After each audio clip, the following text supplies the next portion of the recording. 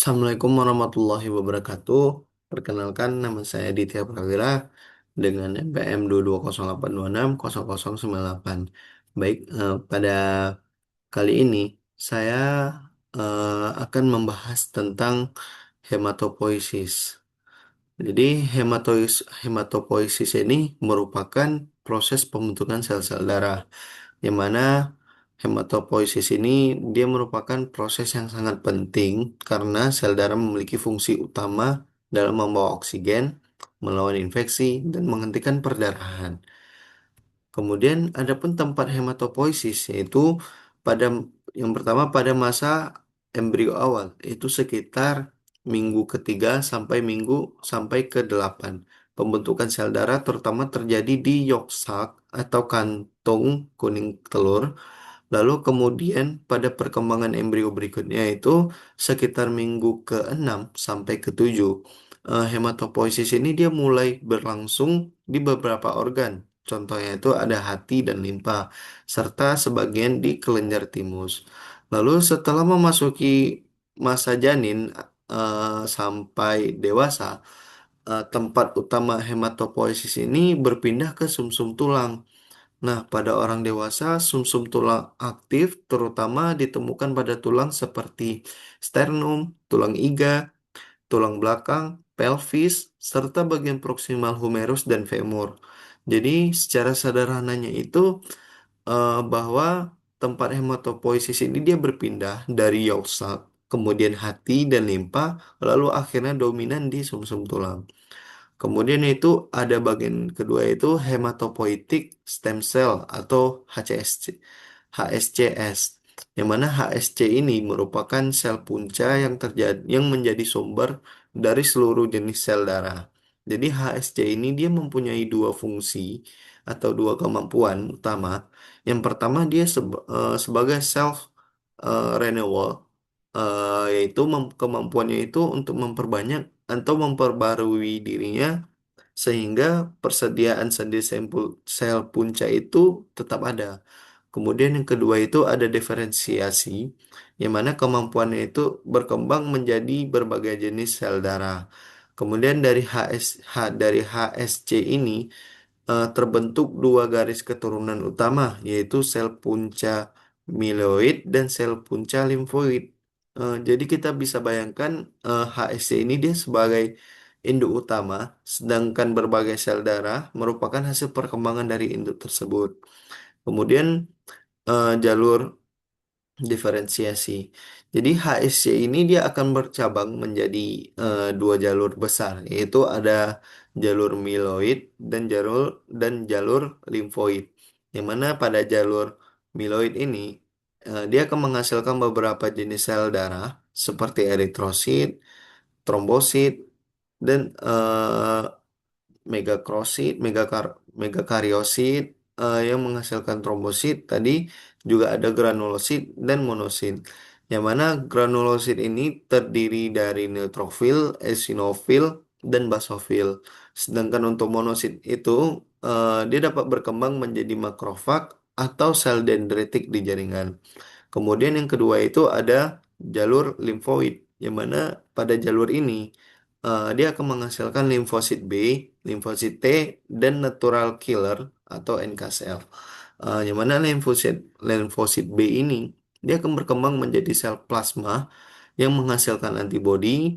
Limfosit T itu memiliki beberapa fungsi, contohnya itu seperti T helper atau CD4, lalu ada T sitotoksik atau CD8, dan ada T regulator.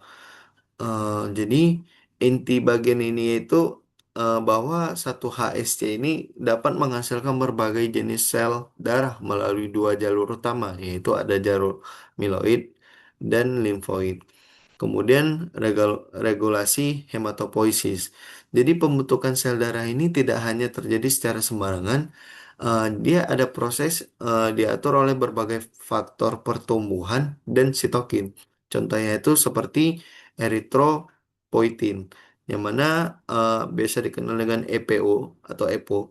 EPO itu terutama merangsang pembentukan eritrosit. Kemudian produksi EPO itu terutama meningkat ketika tubuh mengalami kekurangan oksigen. Lalu kemudian ada TPO atau trombopoietin, yang mana dia berperan dalam merangsang pembentukan trombosit melalui megakariosit. Lalu ada juga GCSF, yang mana dia merangsang produksi dari pelepasan dan pelepasan neutrofil. Lalu selanjutnya ada GM, CSF, yang mana dia membantu untuk merangsang produksi granulosit dan monosit. Selain itu juga terdapat berbagai interleukin seperti interleukin 3, interleukin 6, 7, dan SCF atau stem cell factor, yang mana dia membantu proses proliferasi dan diferensiasi sel punca. Kemudian faktor-faktor tersebut dapat dianggap sebagai sinyal yang memberi instruksi kepada sumsum tulang mengenai sel darah apa yang perlu diproduksi. Lalu ada faktor yang mempengaruhi, yaitu yang pertama itu adalah nutrisi. Contohnya itu zat besi, vitamin B12, asam folat, protein, dan tembaga. Zat-zat tersebut dibutuhkan terutama dalam proses pembentukan dan pematangan sel darah. Lalu yang kedua itu ada hormon, contoh seperti eritropoietin, trombopoietin, hormon tiroid, kortisol, dan hormon hormon pertumbuhan. Lalu yang ketiga itu ada kondisi fisiologis, contohnya seperti usia, jenis kelamin, kehamilan, dan aktivitas fisik. Lalu selain itu ada kondisi patologis seperti infeksi, inflamasi, keganasan, kemoterapi, radioterapi, atau penyakit pada sumsum tulang yang dapat mengganggu hematopoiesis. Jadi jika nutrisi kurang atau sumsum tulang itu mengalami gangguan, maka produksi sel darah itu juga dapat ikut terganggu. Lalu adapun eh, tahap proses hematopoiesis ini, yaitu secara sederhananya itu dia dibagi menjadi 4 tahap, yaitu ada tahap pertama, yaitu proliferasi, yang mana sel punca ini dia akan memperbanyak diri melalui pembelahan sel. Lalu kedua ada diferensiasi. Sel sel ini akan mulai menentukan akan berkembang menjadi jenis sel darah tertentu. Lalu ketiga ada maturasi. Jadi sel akan mengalami pematangan sehingga memiliki struktur dan fungsi yang sesuai. Lalu yang keempat pelepasan. Jadi setelah matang, sel darah ini akan dilepaskan dari sumsum tulang ke dalam sirkulasi darah perifer.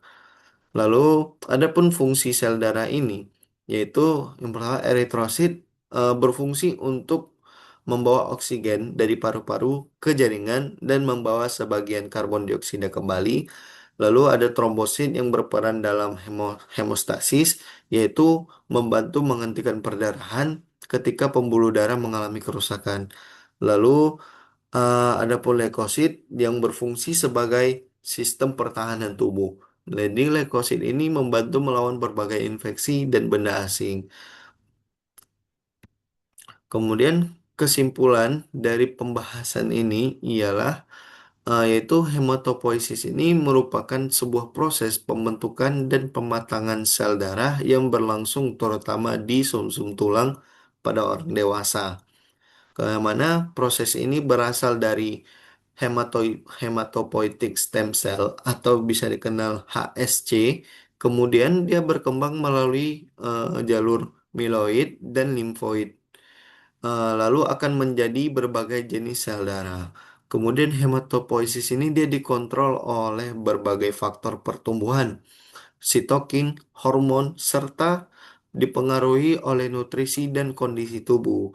Yang mana hasil akhirnya itu adalah terbentuknya sel darah yang berfungsi untuk mengangkut oksigen, menghentikan perdarahan, dan mempertahankan tubuh dari infeksi. Demikian pembahasan saya tentang hematopoiesis. Berikut referensi yang saya gunakan. Lebih dan kurang saya mohon maaf. Assalamualaikum warahmatullahi wabarakatuh.